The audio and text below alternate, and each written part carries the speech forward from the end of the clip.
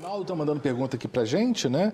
O Arnaldo é da Grande Belo Horizonte, ele está incomodado por uma situação na igreja dele, na congregação, que ele é obreiro. Ele fala assim, gostaria de saber como o pastor se o pastor deve ou não cortar a ceia de um membro que ele sabe que está no pecado.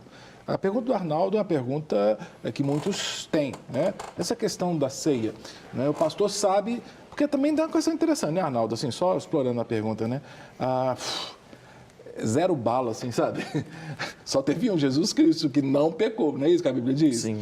Né? Aquele que não cometeu pecado, Deus o fez pecado por nós. Porque fora isso, né, no momento da ceia, lá, quem não está em pecado? Bom, por isso que a gente orienta, né? 1 Coríntios 11, né? Sim, examine-se, pois, o homem a si mesmo. Agora ele está falando assim, o pastor tem certeza que o outro está em pecado. Ele tem direito de cortar a ceia? O que vocês pensam? Bom, Arnaldo? Arnaldo.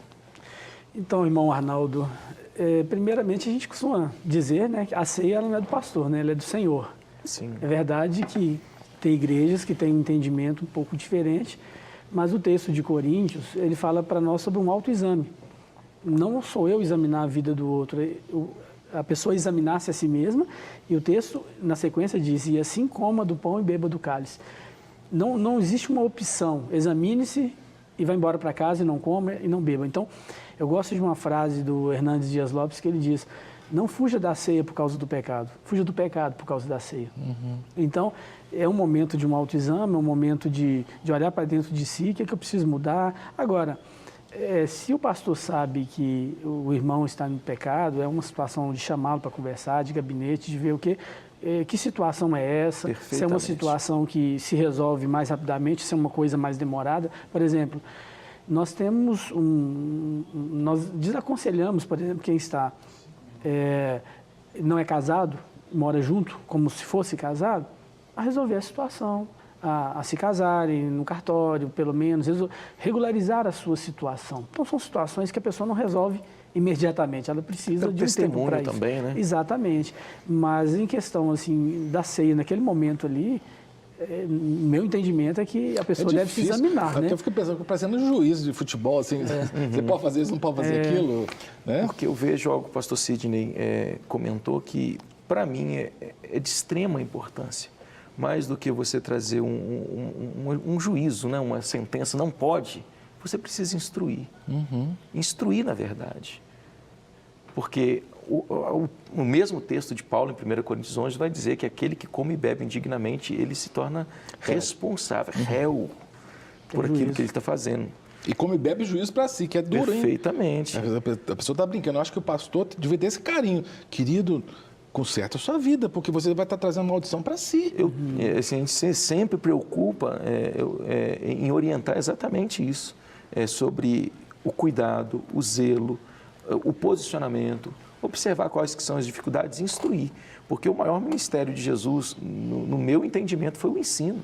Porque em todo o tempo ele estava ensinando, mostrando a realidade, tanto das Escrituras, da lei do Senhor, como também princípios morais, princípios éticos, sobre a conduta, como deveria ser de um servo do Senhor, como deve ser a caminhada de um cristão.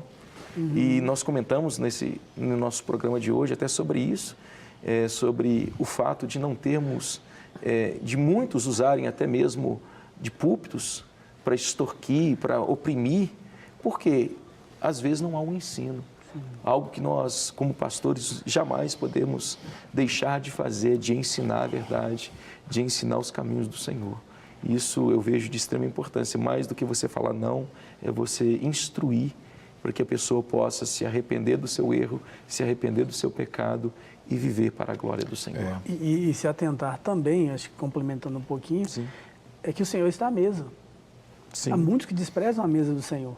Hoje eu não vou tomar ceia porque é mais cômodo eu permanecer na situação que eu estou.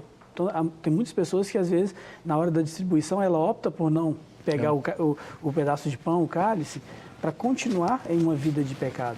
É verdade que existe um temor ali de não tomar a ceia, devido ao juízo e tal, mas também não existe o temor de abandonar o pecado. Então, eu acredito que é por isso que Paulo escreve de uma maneira muito enfática, olha, examine-se, ou seja, resolve sua vida, coma e beba, né?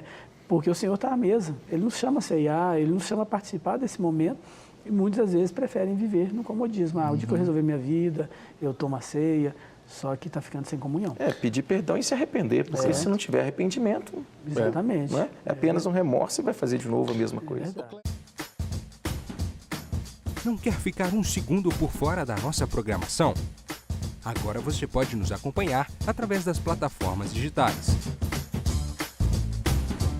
Não perca tempo. Acesse, curta e siga-nos. Fique por dentro de tudo que acontece por aqui. Rede Super, inspirando você.